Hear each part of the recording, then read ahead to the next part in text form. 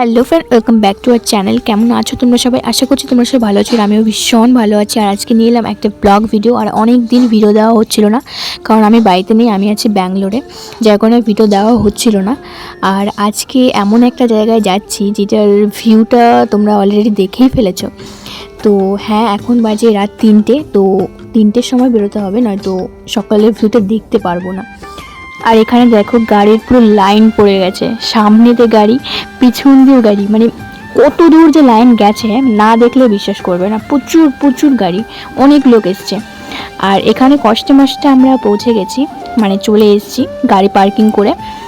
আর এখন হাঁটতে হবে, অনেক দূর হাঁটতে হবে। এইটা সিঁড়ি, আর মানে পুরো পাহাড়ের উপরে, ওর জন্য মানে অনেক দূর হাঁটতে হবে। আর এখানে ম্যাপ দিয়ে দিয়েছে যে কোথায় কী আছে না আছে ওটা দেখার জন্য। আর আমাদের ওই পাহাড়ে যেতে হবে, একদম ওই উপরে যে একটা মন্দির আছে ওখানে যেতে হবে। তো এখানে অনেক মানুষ দেখো যাচ্ছে। আর এখানে এগুলো যে কী সেগুলো আমি বুঝতে পারিনি। তো চলো আমরা ওই পাহাড়ে যাব। তো পাহাড়ের উপর এই একটা মন্দির, ওই একটা মন্দির। তো দুটো কিসের মন্দির আমি সেটা বুঝতে পারিনি, কারণ ঠাকুরগুলোকে সেইভাবে আমি চিনতে পারিনি। তো এই পাশে একটা ষাঁড় ছিল, তো যত সম্ভব হয়তো শিব ঠাকুর হতে পারে। তো ঠাকুরগুলোকে প্রণাম করে উপরের দিক চলে এসেছি। তো গাইস, আমরা পাহাড়ের একদম উপরে আছি, আর পাহাড়ের উপর থেকে নিচের ভিউটা জাস্ট অসাধারণ লাগছিল। আর এখন বাজে সকাল 6টা, আর এত হাওয়া আর ঠান্ডা লাগছিল যে কি বলবো। আর চারিদিকে শুধু পাহাড় আর পাহাড় আর মেঘ, মানে কি বলবো, মনে হচ্ছিল যে স্বর্গে চলে এসেছি, স্বর্গ। দেখো জাস্ট চারিদিকে এইটা দেখো, ভিউটা দেখো, মানে অসাধারণ। তারপর ওপরে চলে এলাম, আর এখানে অনেক খাওয়ার দোকান ছিল, তো ওখান থেকে কিছু একটা আমরা খেয়ে নিলাম। তো খাওয়া দাওয়ার পর এখন পাহাড়ের নিচে নামছি আমরা। আর এইদিকের পাহাড়টা দেখো, মানে যখন আমরা এসছিলাম ভোরবেলা তখন মানে পাহাড়টা দেখা যাচ্ছিল না, কুয়াশা আর মেঘে একদম ভরা ছিল।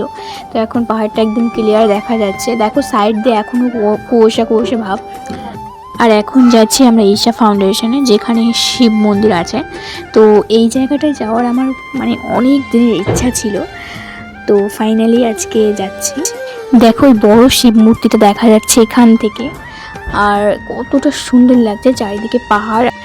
আর এটা হচ্ছে মন্দিরের গেট, যেটা দিয়ে ভিতরে প্রবেশ করতে হবে। আর এই বোর্ডে লেখা ছিল নো ফোন নো ফটোস। তো এটা আমি খেয়াল করিনি, আমি ভিডিওতে পরে দেখলাম। তো এখানে আমি ক্যামেরা অন করে চলে গেছিলাম, তো পরে একজন বলছিল যে ক্যামেরাটা যেন অফ করে দিই। তো তার কথা মতো আমি ক্যামেরাটা অফ করে দিয়েছি। আর এইখানে একটা সাপের মূর্তি আছে যেখানে পুজো হচ্ছিল। তো সেই মন্দিরে ঠাকুর দর্শন করে এখন তার নিচে নেমে এলাম। তো এখানেই আছে সেই বড় শিব মূর্তিটা, যেটা মানে দেখার জন্য আমি প্রচুর এক্সাইটেড ছিলাম। তো দেখো তোমাদেরকেও দেখাচ্ছি ঘুরে, মানে বিশাল বড় ঠাকুরটা। তোমাদের দূর থেকে দেখাচ্ছি ভিউটা, মানে অসাধারণ।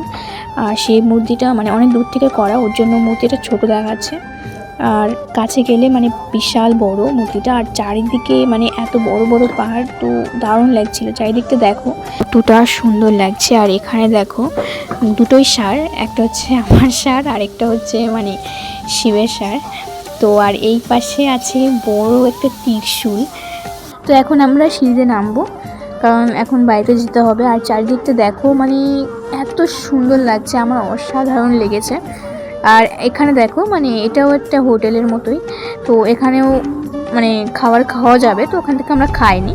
তো এখন যাচ্ছি আমরা বাড়ি। আর তোমরা যদি আমার মিনি ব্লগ ভিডিও দেখতে চাও তাহলে অবশ্যই আমি তোমাদের রিকোয়েস্টে আনবো। তো দেখা হচ্ছে নেক্সট ভিডিওতে। টাটা।